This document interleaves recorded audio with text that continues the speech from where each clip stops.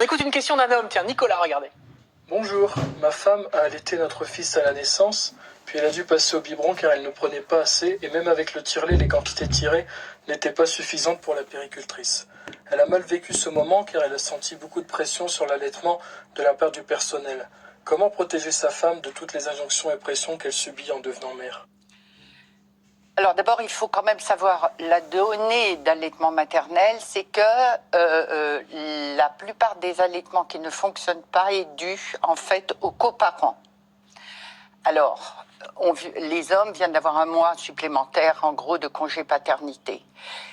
On va leur demander d'être très présents, etc., d'être les premiers à soutenir leurs femmes.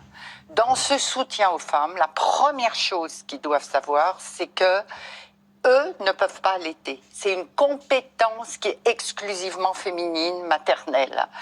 S'ils reconnaissent cette compétence chez l'autre, et cette incompétence chez eux, c'est déjà la base. C'est ce que voulait dire très certainement la conseillère en lactation, mais qui a été mal perçue par Laura, j'imagine. Mais parce qu'elle lui a dit c'est une affaire de femme, vous ne pouvez pas allaiter, etc. Mais apparemment d'un ton un petit peu agressif. Un petit peu agressif. Non, alors c'est pas agressif, c'est-à-dire il faut leur montrer ce que eux peuvent faire. C'est ça. Qu'est-ce qu'on peut faire avec une femme qui va vraiment l'aider?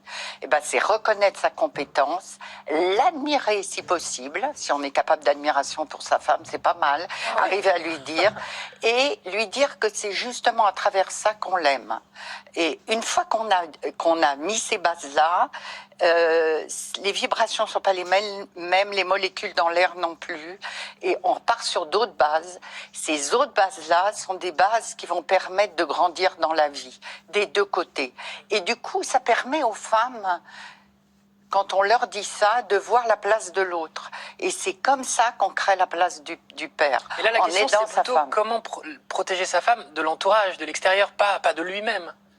Des injonctions qui pourraient venir de la société. Parce que quand tu lui dis qu'elle est forte, qu'elle est balèze et que ce qu'elle fait est bien, et que de toute façon, elle, sa décision, c'est donner le sein, mais qu'en aucun cas, elle n'a aucun pouvoir sur son lait.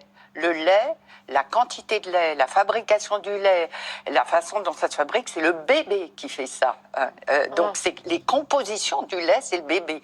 Donc, le lait appartient au bébé, le sein appartient à la femme. Et ça, déjà, dans la tête, c'est plus clair.